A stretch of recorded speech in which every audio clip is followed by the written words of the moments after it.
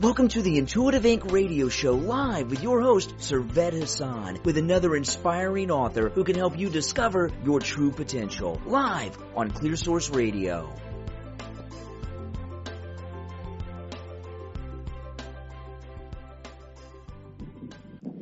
Hello, everybody. It is indeed Sunday night. The name of the show is Intuitive Inc., and I am Servet Hassan, and I've got a really interesting show for you tonight. It's about time. We talked about time, and we're not only going to talk about it, we're going to be talking about how to bend time.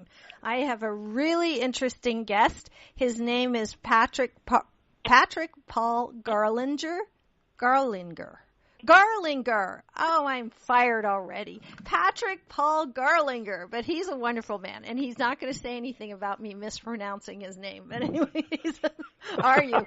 Anyway, years ago, he had a dramatic spiritual awakening, and he began studying with some amazing teachers, including Mirabai Devi, and then he just started channeling this kind of wisdom, and he started writing. And this book, Bending Time, is the second of 3 volumes of writing that were transmitted to him between March and September in 2016. And one of the books is called Seeds of Light, which he talks a lot about in Bending Time. So now I'm kind of interested in reading Seeds of Light. So we may have to have him back. And he's also written a book called Thought Turns to Light, a practical guide to spiritual transformation. But the reason we have Patrick Paul on today is of his new book, or second book in that series, Bending Time, The Power to Live in the Now.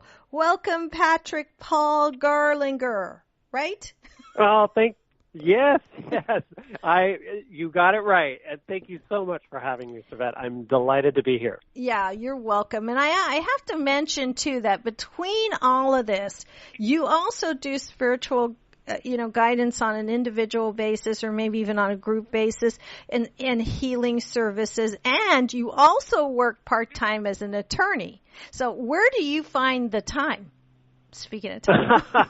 Well, I do individual client work, which is a great pleasure to work with people one-on-one, and doing some group work, and that's expanding. I've actually wound down my legal practice precisely for the reason you suggested, which is that I needed more time. You need more time. Exactly. And then the universe kind of takes care of that for you, doesn't it? When you start to move into your passion or into the right realm of your own being, because I end my show every week by saying, be you to the full, because that's what's truly beautiful. And I think my purpose is to get people to open up to their true selves. And you talk a lot about that. And that's kind of what you're doing with yourself too. You're becoming your authentic you. Right? That's exactly right. And I love that, how you put that. Be true to you. What is your line? Be true to you? Be you to the full. That's beautiful. Be you to the full. Oh, that is beautiful. Yeah, it is beautiful.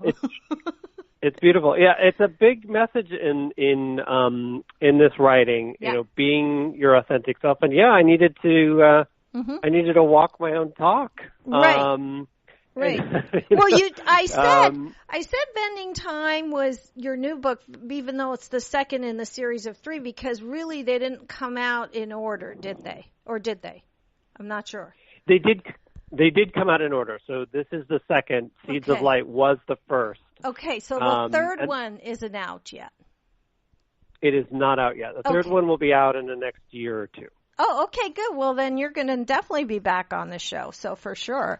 All right, let's get down to business here, because this is a really interesting subject, and I have a million notes, and we only have an hour, so I'm going to try and keep it as short as I can. But there's some interesting, because you don't just talk about time. You talked about everything in this book, from transgenders to saving Mother Earth, and everything in between. So I have to get into this a little bit here. So I'm going to start at the beginning. You in the beginning of your book talk about the Council of Light, and this is where this is all coming from. So can you kind of explain that a little bit? Absolutely. So when I first started channeling, when it happened, I heard this really distinct voice in my head that was kind of very authoritative and sort of very strong and powerful. At the same time, it was quite loving, but it was a direct voice. Mm-hmm. And as I recount in the book, the voice I heard was, "We're going to write, and we're going to write quickly," and it was 6 months of sort of nonstop channeling. And when I asked, who is this, because this was a completely novel experience for me. Mm-hmm. In the first book, Seeds of Light, they explain that we're the Council of Light, and it's sort of a collection of ascended masters who, even though I've inquired, they make it clear, like, I don't need to, knowing sort of individual identities is not important. In fact, it's consistent with their own message that I don't need to be grasping that I'm channeling, a particular archangel or a particular entity, the way that, say Abraham works through Abraham Hicks, or some people channel, the Archangel Metatron. It's a collection. And when I began that experience, I actually connected with somebody who's a very long time friend and intuitive, Tony Leroy, who said, "Yeah, this is," he sort of tuned in. He's like, "Yes, this is, your soul is connected to this collective of sort of light beings, these enlightened masters," and they were very clear that their role was in helping to shepherd the evolution of the Earth. Okay, so it was. Oh, go ahead. No. So there wasn't one like Jay-Z Knight channels Ramtha, like you were saying earlier. So it's not like one or two or four people, or like an award meeting or something. It's more. I'm trying to understand. Yeah, no, that's exactly right. It always in the form of a we. I always hear we. Okay, good. And what's interesting is that, as you mentioned, my teacher Mirabai Devi, who I've worked with for years, at a certain point I started writing, and I said, "Hey, this is happening, and what I'm hearing is the Council of Light." And she said, "Oh, I communicate with the Council of Light. Yeah, they're in charge of helping to shepherd the Earth." And I was like, "What?" And she had never spoken to me about this. So it remains a bit of a mystery in the sense that I would love to have more detail, but whenever I've inquired, the answer is it's not important. Like, it would only be in the service of me trying to make it sort of more authoritative for myself, as if it were to answer any sort of doubts I might have about the provenance of the information or its power and authority, right? Like, if I were to say to somebody, well, Jesus is among these ascended masters, like, that would be a claim to authority that I somehow feel a need to express. So a lot of it is about just letting their own identity not be the really the place of authority, so that the reader just grapples with what the words are. Right, and I totally understand that. I totally get it. It's like it'll keep us kind of on the fringe. We don't need to get in there with that, and we probably don't. I totally agree. Now, speaking of that, you just brought up Jesus' name, so let's go straight to Christ consciousness, because that's a big part of the whole message, right? Yes, absolutely. Okay. And that, again, was one of those phrases that, for me personally, I was baptized Catholic, but I am not a practicing Catholic. Mm-hmm. And to invoke the Christ was, for me, exceptionally jarring at first. I would have, chosen a word like enlightenment, or maybe unity, consciousness, something like that was not at all tied to that figure. But it's actually quite, it's something that I've come to deeply appreciate. It's more elaborated in the first book in Seeds of Light about the Christ consciousness, not having anything to do with our historical understanding of Jesus as a person. Mm-hmm. It's another framework for thinking about a state of enlightenment in which there's really no judgment and real mastery of time, which is the central topic of this book. Right, key. It is key. I once had a guru tell me that the Christ mind is not owned by Christianity.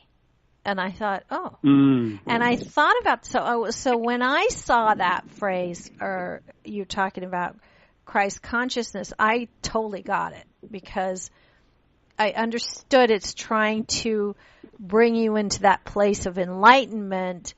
That's Christ consciousness, more so than having anything to do with a historical man that walked the earth 2,000 years ago.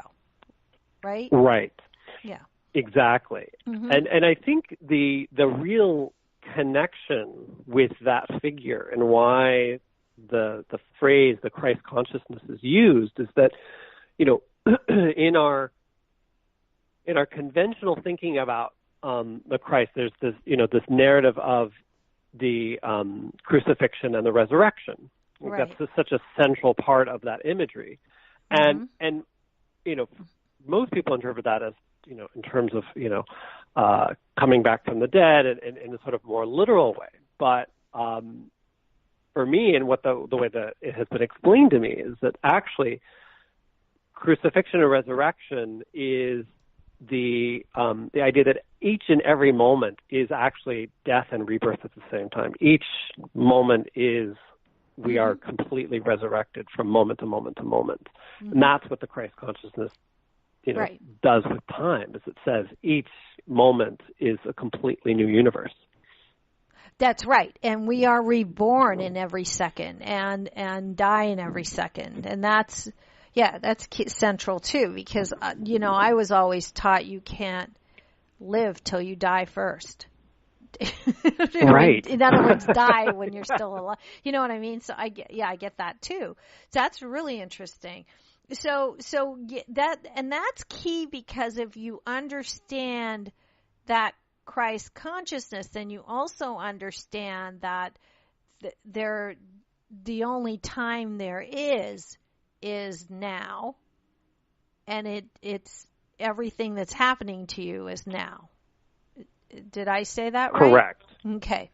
Yeah. 100%. Right. Because honestly, that's why the past and the future, because most people, and that's what you've touched on in this book, is most people live in the past or the future. And to me, all fear, which is what stops people from changing or moving forward or growing or becoming more, consciously elevated, is fear of the future. Because it's all about, well, will I get the job? And if I get the job, will I keep the job? And if I keep the job, will I like the job? And if I get the man, will I want the man? Will I keep the man? Will he run away? Will he it's all this stuff about things that aren't even real. Or we're clinging to things from the past that are framing our future or present. That's right. Okay. Absolutely. Okay. So what do we do? What do we do about that? That is such a great question. Mm-hmm. So I want to say first is that what's interesting about the question, what do we do, is embedded in it kind of the mechanism that we generally use to deal with the world around us, is that we actually have to do something, right? So right.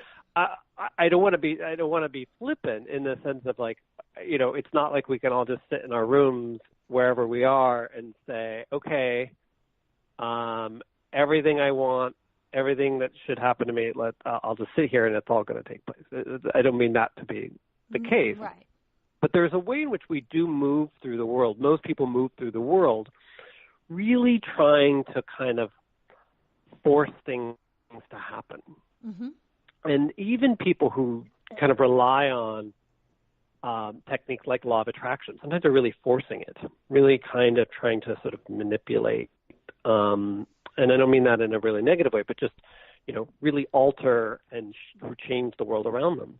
Oh, absolutely. So part of Yeah. Right. So part of it, the first message that comes through in the book, and it's repeated several times, is about not doing anything, but here's really the answer to your question, is to really, really start practicing slowing down, to really start really learning to understand your perception of time and how little of the world you actually experience. Mm-hmm. When we slow down, really slow down, we start to realize how much of the world around us we filter out. We start to become aware of how much we really are living in the past or constantly obsessing about the future.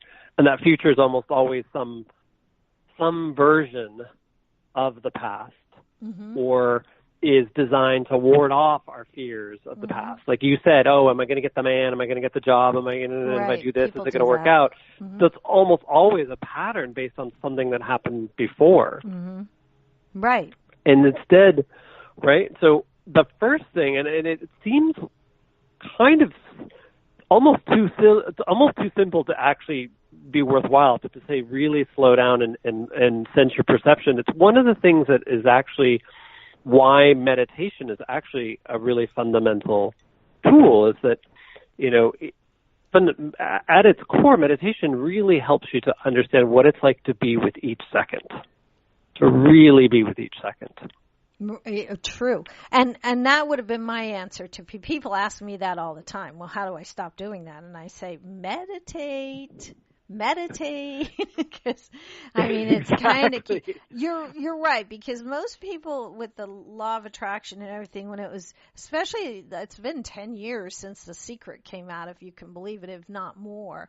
But people were, wow. Trying to visualize and trying to do, vision. And then and then they come to me and go, why is it not happening? And I'm like, well, it's not about getting, it's about letting. Stop trying to get, mm-hmm. start trying to let. And then I go into that. But the key to that even then is you have to be still, and do you meditate, Patrick? All the time. Yeah. Is it? And go ahead. It's such an important piece. It's a daily practice. I recently just did a 9-day silent meditation retreat, which I highly recommend to anyone who has the time and the means to really feel that stillness. Oh, I've done 7 days, not 9. How was that? Did that get to you after a little bit? Or? It gets to you. And what's mm-hmm. really amazing is there's a passage in the book where it talks about slowing down. And it talks about the fact that, as I sort of just mentioned, you realize how much you're filtering out of the world. Oh, yeah. And I actually experienced that practice. It was one of those things where, I'm writing channeled material that wasn't based on my own experience.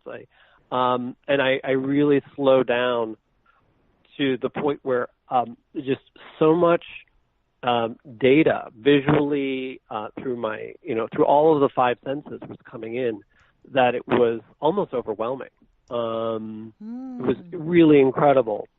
And part of that is, you so beautifully put just now, when you're still, you're in a position to let things happen. You're in a position to receive. Mm-hmm. And that is the other, big message that comes through in the book, is that, so much of what we sort of want, and we go around, as you just said, visualizing and doing vision boards and trying to get things, is to really just be in a place where that can be brought to you. Right.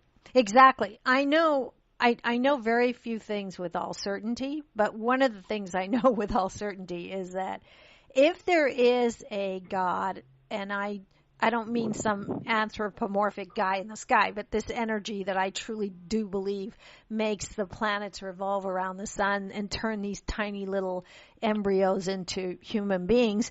I honestly think that energy that I call God is smarter than I am.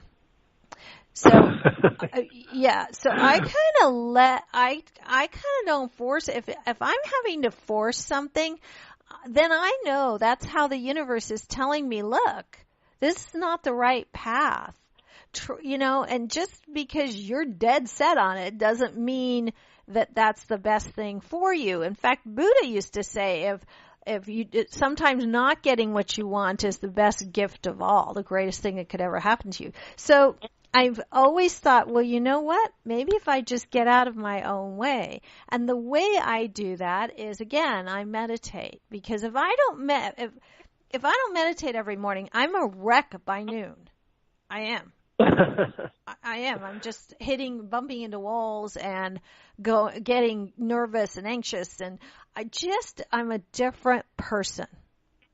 So I get up in the morning and I be present with that moment. And that's the next thing we're going to talk about, because the whole thing about bending time is to be present in the moment, right?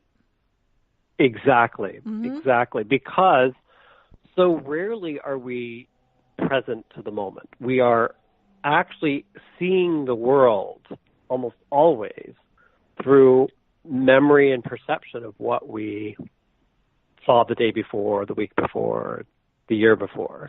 Mm-hmm. So we're not actually really with the present. We see with kind of the way the council concept refers to it, we see with old eyes. We don't see things anew. Because even though the world around us may look exactly as it did the day before, our apartment or our home or car, or if we have a significant other, our family members, but in fact, they're entirely new creations that have changed in ways that we have no idea. And so much of what we have to do is realize that when we're with the present, even when we've slowed down, we still have a tendency to look at the world and be like, oh, that. And we're really looking at is a story we have about some object or a person, some narrative in our head that we have from the day before, the year before, et cetera. And it's about recognizing that and saying, wait a minute, almost consciously looking at the thing like, I know you and I can have my memories of you, good and bad, beautiful experiences, that relationship, and at the same time be open to the possibilities that of what else this person or object might have for you. Might be able to share with you. Well, it's almost like, okay, I ran into somebody not long ago that I knew, maybe a decade ago, at least a decade ago, that said, oh yeah, I know you. And I thought, no, you don't. You know what you think you know, but I've changed, because I'm a cancer survivor, which was very recent. I had a very rare form of ovarian cancer, and that was just last year. So I just finished chemo in December. I now have hair on my head again. Yay! And it's curly. But I have to say that I'm not the same person I was a year ago. I'm certainly not the same person I was 10 years ago either, a decade ago. And you want to know the truth? I'm not even the same person I was yesterday by any means. Exactly. Because I'm growing in leaps and bounds through an experience I'm in. So what you're saying is when I read the book too, I really understood that this can change your perception of relationships to people too, especially your mother and father, which comes up a lot in your book. But I found that interesting, because if you have a different concept of time, you then have a different concept of relation to people. You've hit the nail on the head. And in fact, this was a struggle that back and forth between two different subtitles to the book, because relationships figure so much in there. There was actually a point when the publisher and I were debating on actually having a subtitle about relationships. And it is because it is so, our relationships really are so dependent on our perceptions of time, that, as you described, you encounter somebody and you're really speaking to a ghost. You're speaking to the fantasy, unless you're conscious of the fact that there's that what you know of this person is partial and that you relate to them in that way. And so really it's about, because so much of our relationships, so many of our relationships, kind of, you see this all the time on when people get together. There's lots of drama around, you sort of have these expectations. Well, if I do this, so-and-so is going to say this. Or if I, you anticipate people's behavior and reactions based on the past. And some people would say, well, yeah, that's pretty common. You can still understand that exists, that, your relationship exists at the same time that you look at the person and think, and approach with this kind of wonder of what more to this person is there? What else is there? And the council constantly talks about the fullness of somebody, the fullness of the moment and the fullness of people, that there's just so much more to each of us than what we've experienced in the past. Mm-hmm. Oh, yeah, absolutely. I think that, I relate to everybody partially because I've studied and done so much work that I don't ever put on them something from the past because I don't know. I even if you're in an intimate relationship with someone, you can't know that. And that's why when someone says, I'm past that, I promise, I will give them the benefit of the doubt. Because I also know if it's not true and we're not meant to be in the same dance anymore, that will fade away naturally anyway. Does that make sense? Yeah, I think so. I think that so, because also when you talked about your father, or you or the council, you ask questions in this book too. I should say that. You do have little paragraphs or little italicized parts of the book where you're saying, wait, I don't understand that. And then they answer you, right?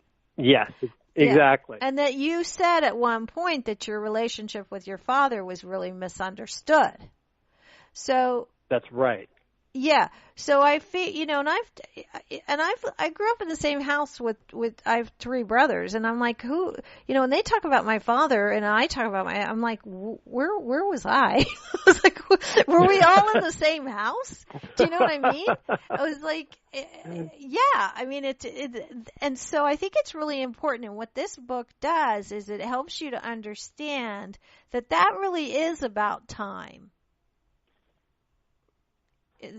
That's right. Yeah. Because, as you just described a situation where you say somebody does something and I'm going to give them the benefit of the doubt, right? Mm-hmm. Right.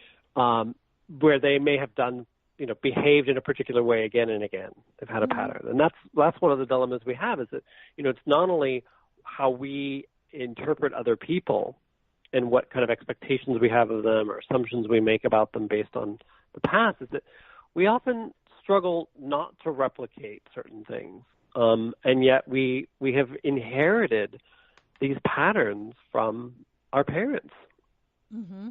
I don't know of anybody that I've never met a client, and I don't know of anybody in my life that I've never met who isn't in some way, like major portions of their life is about understanding what they've inherited from their parents. Mm-hmm. And I'm not talking about financial inheritance, obviously. What patterns and emotions and understanding that we've inherited. We're byproducts of them, and they're byproducts of their parents, and it's very complicated. But we carry that. That's an inheritance. It's a karmic inheritance. That's our baggage. Yeah, it's our baggage, right? It's our baggage. Yeah. Exactly. Yeah. I mean, that we can't. Okay, so I used to, the last time I did a huge workshop, I said, well, I'm going to be really psychic now, and said, everybody in the room has had a dysfunctional childhood, and I was right. I was one person in there that didn't, So it's like every once in a while there'll be one person, but generally speaking. So how does the bending of time actually work? How do you put that into practice? Right. Okay. So the first thing is to realize that, and this goes back to what we were saying about sort of the past and slowing down, is that we are in some ways always already bending time by taking a present moment and really recreating it as some version of the past, almost always the past, that we're rarely seeing the present. So part of bending time is actually learning to unbend our normal tendency to bend time by looking to the past. So, part of that is, as we described, really slowing down and being with the present moment and just recognizing how much your mind is moving between past and the future. And the second, which we already touched on, was sort of when we are engaged in the present, realizing how much that what we're seeing and perceiving is based on sort of stories that we have about people based on our prior experiences with them. And then, the third kind of major step is realizing that, part of this is these patterns that we have inherited from our parents, that we're replicating these patterns again and again. The primary mechanism there, and this is all part of the kind of unwinding the unbending our normal pattern of bending time, undoing our normal pattern of bending time, is to forgive our parents, is to truly forgive our parents, and recognize and to recognize those patterns and say, you know what, I really forgive my parents for giving me this, and learning to and then let those patterns go. That's a process of a lifetime for most of us. But once we've sort of cleared that, so that we can sort of really begin to be with the present, it's about opening to this process that you described of just letting and trusting that the future is not something that we have to be afraid of. So much of what our lives are driven by deep fears of around survival, of death. Right. And when we learn to really look, and there's a big part of the book that's about getting in touch with death, our fear of death.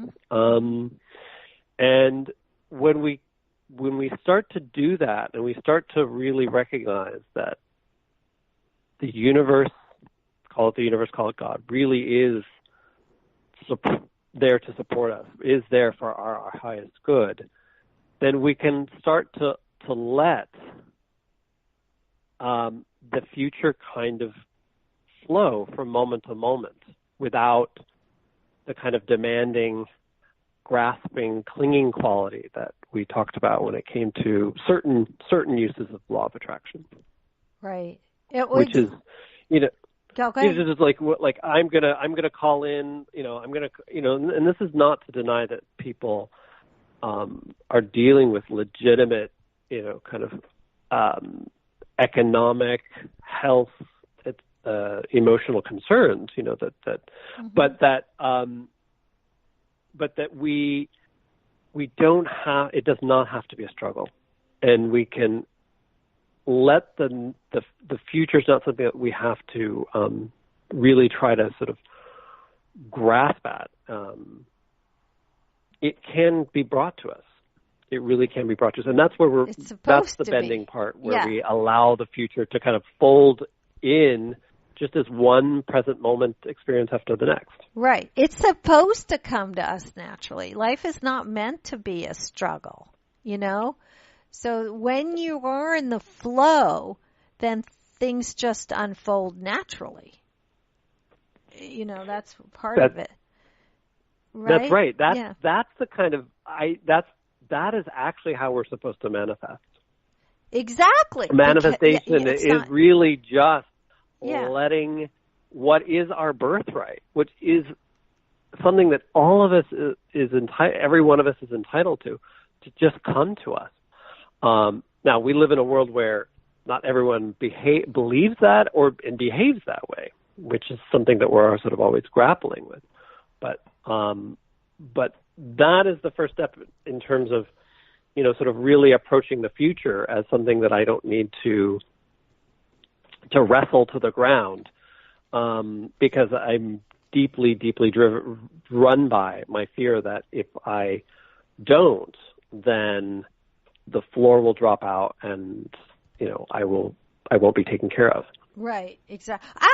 We are like we're past halfway through the show, and I'm so interested in what you're saying. I didn't notice that, but it's okay. I'm still going to open the lines. We're on the air here with Patrick Paul Garlinger, and we're discussing his book, Bending Time, The Power to Live in the Now. This is fascinating, and that's why I got carried away. But we still have time for anyone to call in with a question if you're brave enough. 949-313-8880. It's about time you took control and called. So if you have... Do it now. I know I can't get any more corny, can I? But it's part of the fun. 949-313-8880. Patrick Paul Garlinger has written an amazing book that I've read called Bending Time, and he'd be happy to answer any questions you have. So I know what's going to happen, Patrick, is I'm going to get 1 million emails tomorrow that say, I thought I was going to call and then I didn't, or chickened out, or I couldn't think of the question then, but the minute the show is over. So how do people get a hold of you? They are totally invited and welcome to reach out to me by email. I can give you my website's the easiest way to contact me. Right. It's www.patrickpaulgarlinger.com. Mm-hmm. I should probably come up with a shorter one for people. That's true, but that's okay. It's it for now. And you are Patrick Paul, and I'm going to spell Garlinger because Patrick is spelled normally, and Paul is too, but it's Garlinger.com, right? Perfect. Exactly. Okay. You'll find my email address there, and you can email me your questions. I'd be delighted to answer anything. Okay, well, we're running out of time, so now we've got time for a short question, or if someone still wants to call in, 949-313-8880. That's partially my fault because I was so engrossed in the conversation that I kind of blew it, but anyone can still call in if they have a quick question now, because can you believe it? We're almost done. So I'm shocked. This is the perfect example of when you're immersed. Yeah. Yeah, because you're immersed, you are absorbed in your perception of time. Time flies when you're really, really absorbed by it. Yes, and I also noticed something else, because after I read the book, it was reminded of, I did one thing in the book too, because you were just talking about death, and it said to experience your own death, and to, and because I just went through what I went through, I kind of have been doing that. And the one thing it taught me is that now when I'm doing something, I'm just doing that. When I'm doing my show, I'm doing my show. And I'm just in it with you, And when I'm like baking a cake, or I don't bake cakes, but if I were baking a cake, I would just bake the cake, Stop thinking about, but I got to go do this. And did I go to the store? Do I need something else? I didn't finish my work. I was like, no, whatever you're doing, do that. Or don't do it. Do something else. Do you know what I mean? And that's precisely. Yeah. Go ahead. No, it's true. Yeah, and that's something that is actually emphasized a lot in the Buddhist traditions that emphasize meditation, which is that, if you're doing something, you do just that. It's often referred to as sort of wholehearted activity, sort of that complete immersion. And there's something unbelievably blissful about it. There's a real joy. You really get to experience it and experience the joy of just doing that, baking a cake. I wish you would bake cakes. I love baking cakes. I'm just not good at it. But, and you do lose, what's interesting is because you do lose a perception of time that normally you associate with boredom. So much of what people's experience of time when you do slow down is boredom. And it's because there's a resistance to that slowing down. The mind wants certain type of activity to distract it, but that's very different from just being completely immersed in an activity where you turn around and you're like, oh my gosh, hours have gone by. That's bliss. Big difference, yeah. Because honestly and truly, when you are immersed in everything you are doing, your time slows down, but you get so much more done in a day actually than if you're trying to do 50 things at one time. So you have more time. Does that make sense?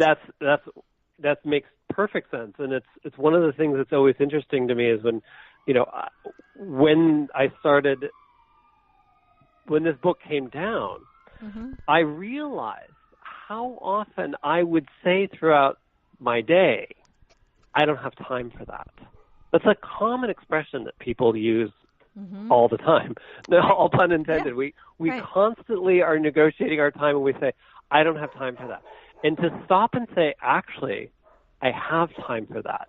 To consciously grapple with how much time we actually have when you do slow down and say, I have time for this. Now, that doesn't mean you don't have to, you're going to have time right at that moment. You might have to rearrange things, but we actually have much more time than we think we do. Right. And we just aren't putting our energy into, I think we waste a lot of time. That's right.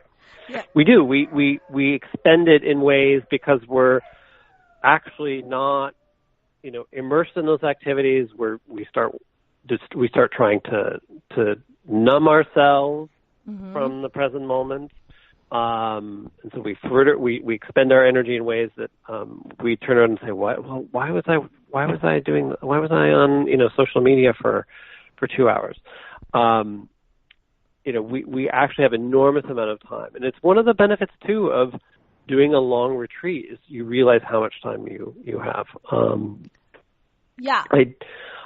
Yeah. You prioritize too. You start to understand what's important, what's not important, including when you're with people, because when you understand time properly and you are with somebody, you're really engaged with them. You're really with them.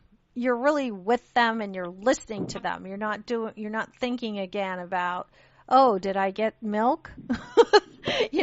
Or did things like that, and you're actually listening to people because then this is what I'm going to do right now. Right now I'm going to be with you.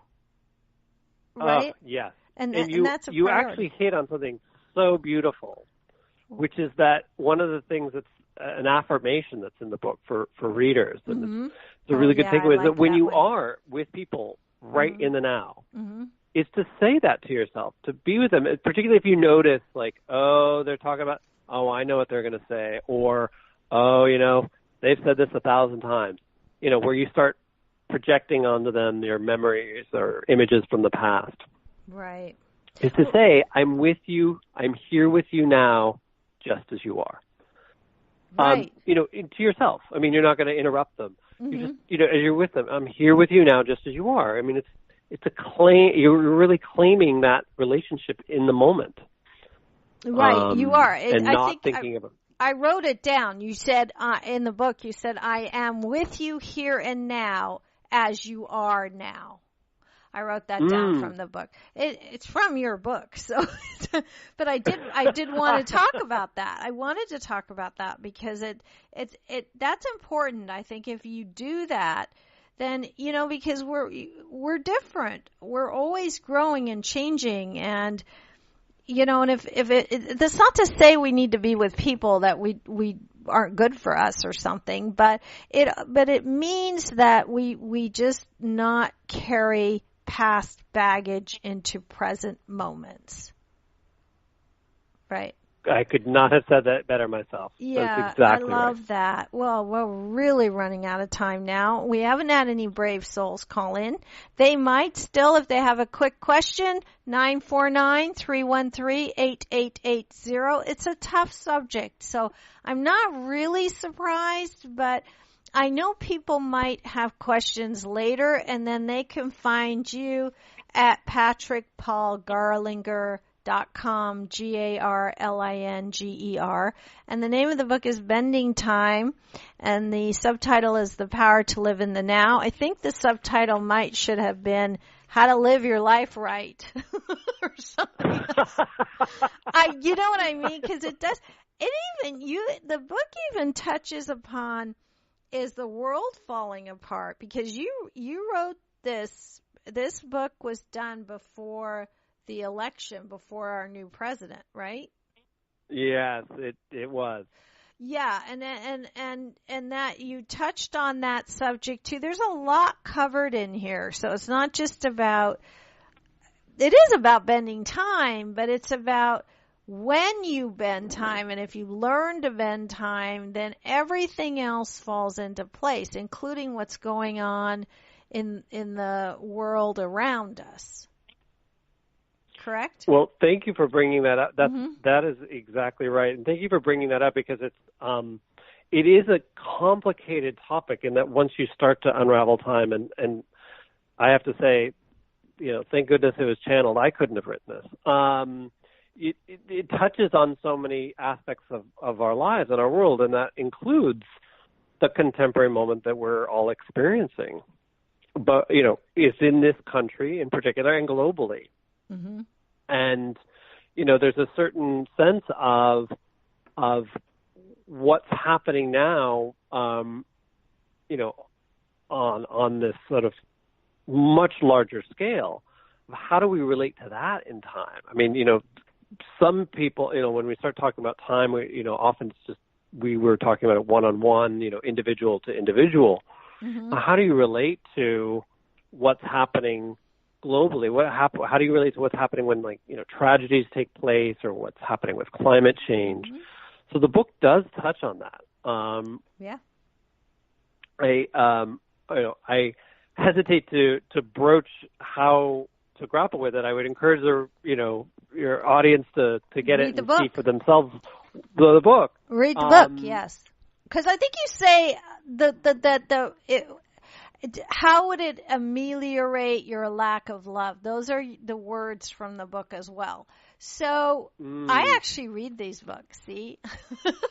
So I know, because you know why? Because I've written 3 books myself. They're all for Llewellyn Worldwide, and I know if they haven't read the book, it's harder. So I try to read everyone's work. But that's true, because honestly, it is about, I think we can learn something from everything, anything.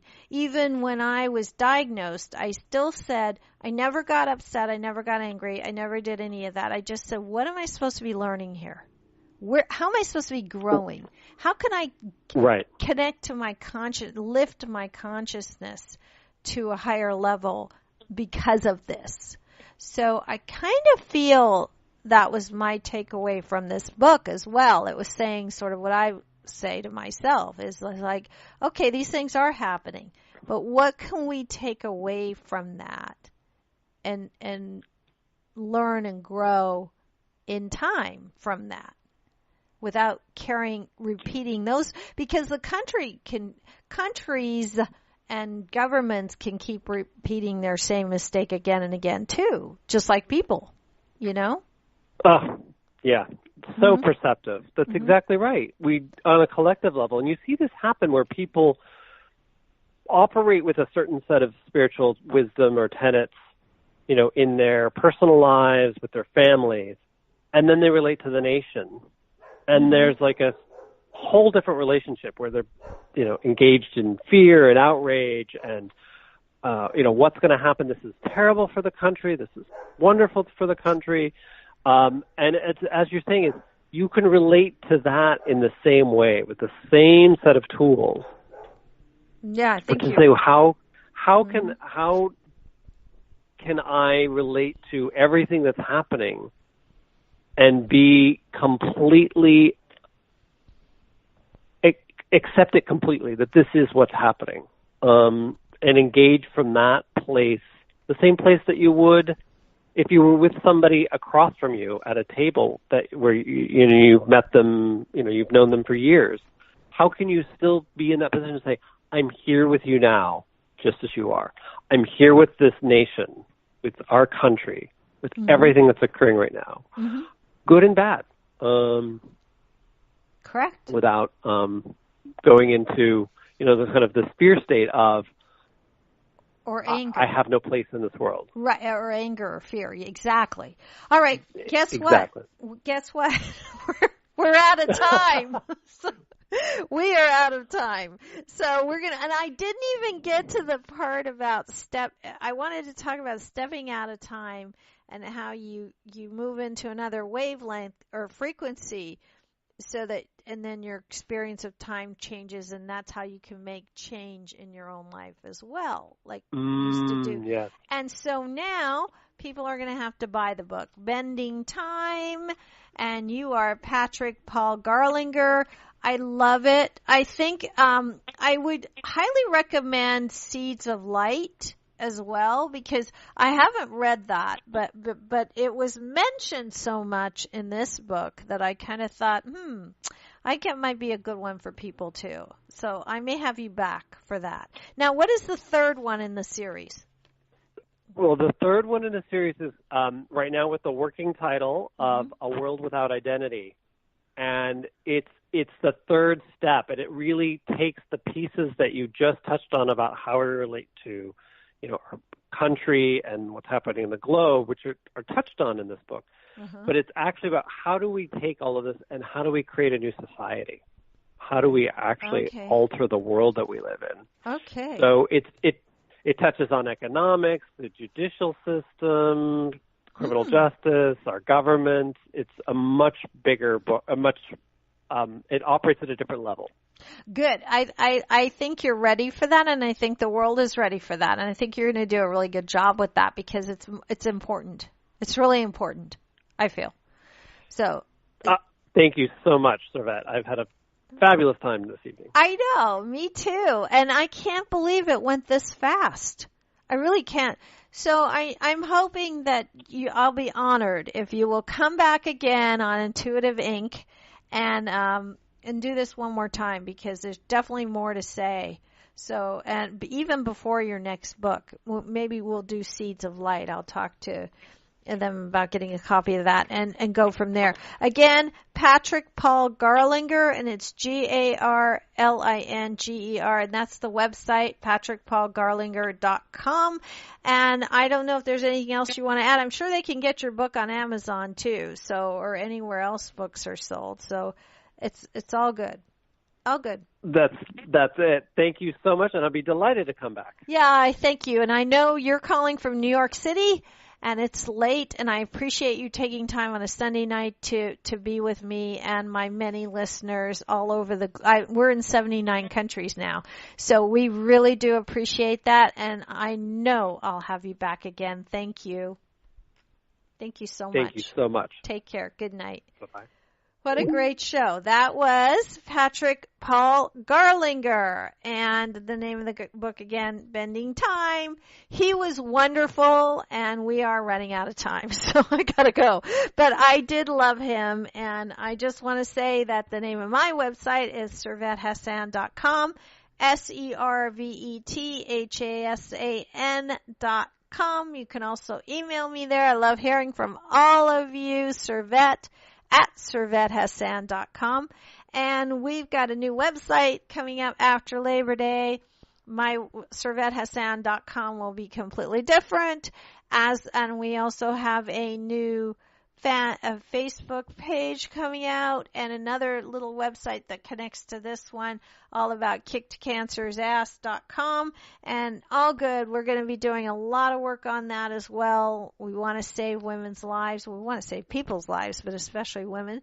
And I do, but for now, the old website is still there. You can still go on to find out about private consultations. I'm doing some traveling and workshops after Labor Day as well. So all that will be up on the new website.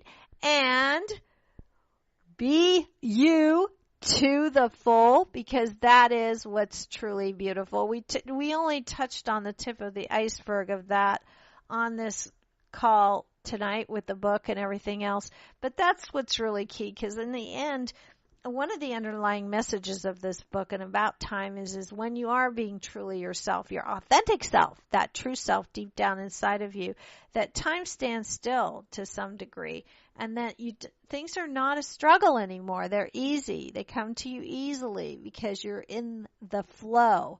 And that's what makes things happen. And then you could still do vision boards and visualize and all of that stuff, but at that point, you don't even need to. You just get in the flow and things come to you from, and then people will say, oh, they're so lucky. Oh, they're so this. Oh, they were in the right place at the right time. But you know what? No, they just learned how to bend time. And that starts from be you to the full. That's what's truly beautiful. Tune in next week. I have a great guest, Kak Young. We're going to talk about the healing power of crystals. She's been on the show before with other books. This book is really fascinating. She's got some major studies on this, and you're going to be amazed. I didn't know some of this stuff. And crystals can do some amazing things, which I kind of already knew, but not like this. So tune in then. Thank you again. I appreciate and love you all. Take care. Good night.